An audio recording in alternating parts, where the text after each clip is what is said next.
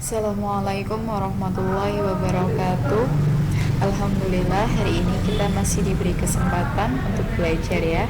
Hari ini kita belajar tentang sejarah kebudayaan Islam, masih melanjutkan bab tentang Daulah Abbasiyah atau dinasti Abbasiyah. Kalau di minggu kemarin kita belajar tentang sejarah lahirnya dinasti Abbasiyah dan juga khalifah-khalifah siapa saja yang menjabat pada masa Daulah Abbasiyah. Nah, minggu ini kita akan belajar tentang periodisasi kepemimpinan, penyebaran wilayah, dan perkembangan peradaban Daulah Abbasiyah. Nah, sebelum kita melanjutkan materi pada hari ini, kita mulai dengan bacaan basmalah. Bismillahirrahmanirrahim. Semoga apa yang kita pelajari hari ini dapat bermanfaat. Amin. Nah, kita mulai ya. Pertama yaitu periodisasi kepemimpinan dari dinasti Abbasiyah. Ada 37 khalifah yang menjabat pada masa dinasti Abbasiyah dan itu dibagi menjadi 5 periode. Perkembangan fase pemerintahan dan kepemimpinan Daulah Abbasiyah terbagi dalam 5 periode. Dalam setiap periode terjadi perubahan pemegang kekuasaan, sistem pemerintahan, dan kebijaksanaan militer. Selama hampir 6 abad, para khalifah yang memegang kepemimpinan Daulah Abbasiyah ada 37 khalifah. Ada 5 fase, kita bisa lihat di sini ya. Nah, periodisasi dari Daulah Abbasiyah. Ada periode pertama sampai periode kelima dan dalam setiap periode itu dipengaruhi oleh bangsa-bangsa yang berbeda. Periode yang pertama yaitu dimulai dari 132 Hijriah atau 350 Masehi sampai dengan 232 Hijriah atau 847 Masehi. Pada awal berdirinya atau periode pertama ini dipengaruhi oleh pengaruh Persia yang pertama.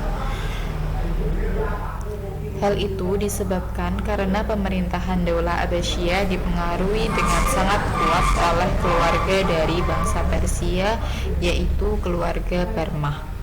Usaha militer merupakan kebijakan yang terus-menerus dilakukan oleh para khalifah Daulah Abbasiyah sejak yang pertama hingga khalifah yang terakhir, yaitu khalifah yang ke-9 pada periode yang pertama ini.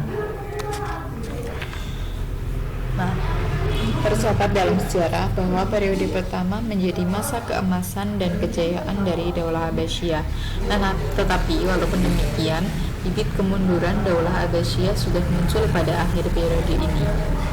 Selanjutnya yaitu periode yang kedua dari 232 Hijriah atau 847 Masehi sampai 334 Hijriah atau 946 Masehi. Khalifahan ini dipengaruhi oleh Turki yang pertama. Disebut demikian karena tentara Turki menjadi tentara Daulah Abbasiyah yang sangat mendominasi pemerintahan.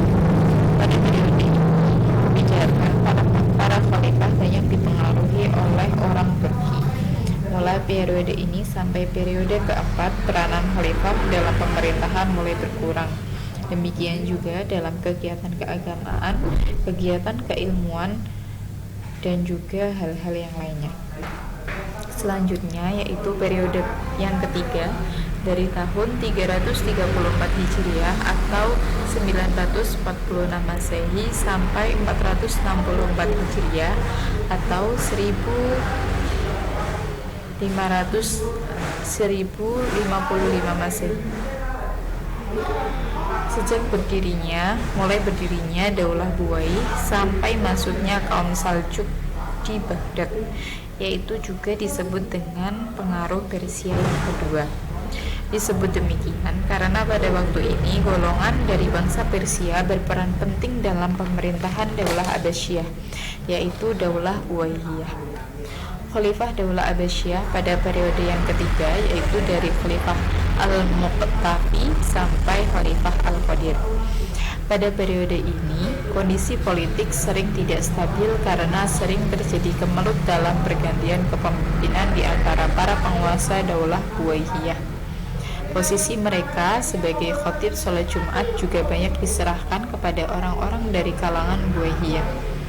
Selanjutnya yaitu periode keempat dari tahun 464 Hijriah atau 1075 Masehi sampai 623 Hijriah atau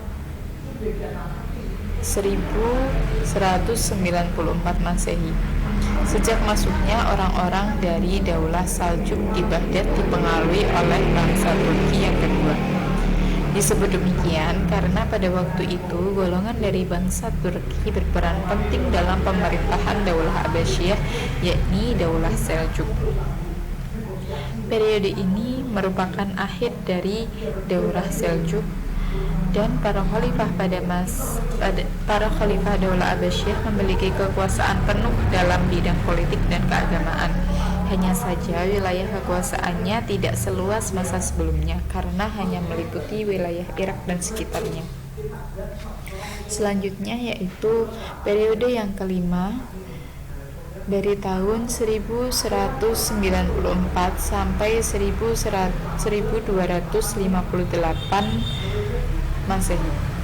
Pada periode yang kelima ini adalah kekhalifahan bebas dari pengaruh dinasti lain. Jatuhnya Baghdad ke tangan bangsa Tartar di bawah pimpinan Hulagu Khan. Berakhirnya Daulah Abbasiyah seiring dengan Hulagu Khan pada tahun 1258 Masehi. Kota Baghdad dan berbagai peninggalan bersejarah dihancurkan. Dengan demikian berakhirlah kekuasaan Daulah Abbasiyah. Selanjutnya yaitu penyebaran wilayah Islam masa Daulah Abbasiyah. Perkembangan Islam pada masa pemerintahan Daulah Abbasiyah meliputi sekitar kerajaan-kerajaan Islam yang besar, yaitu Daulah Umayyah di Andalusia yang dipimpin oleh Abdurrahman Ad-Dakhil dan para penguasa keturunan Daulah Umayyah. Dengan adanya kekuasaan Islam di Andalusia atau Eropa, berarti wilayah dakwah Islam semakin luas. Daulah Abbasiyah tidak hanya menguasai wilayah tertentu, para khalifah menjadikan daerah kekuasaannya sebagai pilar berkembangnya peradaban dan ilmu pengetahuan, sehingga bisa dirasakan adanya perbedaan dan kemajuan setelah dikuasai Islam dibandingkan pada masa sebelum kedatangan Islam. Ketika Daulah Abbasiyah yang berada dipimpin oleh Khalifah Harun al-Rashid, hubungan diplomatik terjalin baik dengan Raja Perancis, sehingga hubungan kedua kerajaan tersebut harmonis. Khalifah Harun al-Rashid memberikan kebebasan dalam bentuk jaminan keamanan bagi orang-orang Nasrani yang ingin berziarah ke Baitul Maqdis. Hubungan tersebut sangat baik, terutama dalam muamalah dan saling menghormati dalam menjalankan ibadahnya masing-masing. Hubungan tersebut berubah ketika kekuasaan khalifah dipegang oleh orang-orang Turki, dan orang-orang Turki tersebut sangat membenci terhadap orang Nasrani. Nah, ini adalah peta kekuasaan dari kekhalifahan Bani Abbasiyah. Kita bisa lihat yang hitam-hitam ini adalah kota-kota penting pada masa kekuasaan Daulah Abbasiyah dan pusat pemerintahan pada masa dinasti Abbasiyah. Nah, yang coklat ini adalah wilayah kekuasaan dari dinasti Abbasiyah. Sedangkan yang di luar ini adalah wilayah di luar kekuasaan dari dinasti Abbasiyah. Selanjutnya ya, di bawah kekuasaan Daulah Abbasiyah, daerah-daerah yang ditaklukkan dikembangkan menjadi pusat-pusat peradaban Islam. Pada beberapa kota tersebut juga sering terdapat bangunan istana para raja atau amir yang menguasai daerah tersebut. Peradaban Islam pun mengalami kemajuan yang cukup pesat karena para penguasanya peduli terhadap perkembangan dan kemajuan ilmu pengetahuan. Selanjutnya yaitu perkembangan peradaban dan ilmu pengetahuan pada masa Daulah dinasti Abbasiyah. Selama beberapa dekade pasca berdirinya Daulah Abbasiyah berhasil melakukan pengawalan atas wilayah-wilayah yang mereka kuasai. Era kepemimpinan Khalifah kedua Abu Ja'far bin Abdullah bin Muhammad al-Mansur menjadi titik yang cukup krusial dalam proses stabilisasi kekuasaan ketika ia mengambil langkah-langkah besar dalam sejarah kepemimpinannya. Termasuk diantaranya adalah memindahkan ibu kota dari Al-Anbar ke Baghdad sebagai ibu kota baru yang kemudian menjadi pusat kegiatan ekonomi, budaya, dan kegiatan keilmuan. Gerakan penerjemahan kemudian menjadi salah satu ikon kemajuan peradaban Daulah Abbasiyah, tidak lepas dari peran Al-Mansur sebagai khalifah pertama yang mempelopori gerakan penerjemahan sejumlah buku kuno warisan peradaban pra-Islam. Demikian dengan gerakan pembukuan, kodifikasi, ilmu tafsir, dan yang lain sebagainya. Selanjutnya, pada masa sebelumnya, para pelajar dan ulama dalam melakukan aktivitas keilmuan hanya menggunakan lembaran-lembaran yang belum tersusun rapi. Al-Mansur merupakan khalifah pertama yang memberikan perhatian besar terhadap ilmu-ilmu kuno pra-Islam. Terus ada beberapa faktor dalam kemajuan ilmu pengetahuan, yaitu faktor kemajuan peradaban Daulah Abbasiyah, ada faktor politik dan faktor sosiografi. Faktor politik yaitu dipindahkannya ibu kota negara dari Al-Hashimiyah ke Baghdad yang dilakukan oleh Khalifah Al-Mansur. Yang kedua, banyak cendekiawan yang diangkat menjadi pegawai pemerintahan dan istana. Faktor sosiografi yang pertama yaitu meningkatnya kemakmuran umat Islam. Luasnya wilayah kekuasaan Islam menyebabkan banyak orang Romawi dan Persia yang masuk Islam dan kemudian menjadi Muslim yang taat. Yang ketiga, terjadinya asimilasi antara bangsa Arab dan bangsa lain.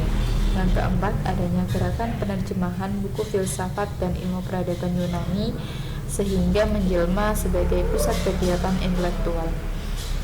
Terus yang kedua yaitu indikator kemajuan peradaban Daulah Abbasiyah, ada perkembangan ilmu keagamaan dan juga perkembangan peradaban dan ilmu pengetahuan. Di dalam perkembangan peradaban dan ilmu pengetahuan ada banyak sekali ilmu pengetahuan yang berkembang pada masa Daulah Abbasiyah, yaitu dalam bidang sosial budaya, dalam bidang politik dan militer, dalam bidang ilmu pengetahuan, dan bidang-bidang yang lain. Dalam bidang ilmu pengetahuan ada bidang kedokteran, astronomi, dan lain sebagainya. Selanjutnya yaitu sistem pemerintahan Daulah Abbasiyah. Ada pemimpin pemerintahan, ada wilayah, tanda kebesaran dan kehormatan, angkatan perang, baitul mal, dan kehakiman. Selanjutnya yaitu faktor penyebab kemunduran dari Daulah Abbasiyah. Ada dua faktor yang menjadi penyebab dari kemunduran Daulah Abbasiyah, yaitu faktor internal dan faktor eksternal. Faktor internal yaitu faktor dari dalam dinasti Abbasiyah. Yang pertama yaitu gaya hidup mewah dari kalangan penguasa termasuk khalifah itu sendiri. Yang kedua yaitu persaingan antar bangsa. Yang ketiga yaitu kemerosotan ekonomi, dan yang keempat adalah konflik keagamaan. Nah, selanjutnya yaitu faktor eksternal atau faktor dari luar dinasti Abbasiyah. Yang pertama yaitu karena adanya perang salib, yang kedua serangan tentara Mongol ke wilayah kekuasaan Islam. Nah, itu saja.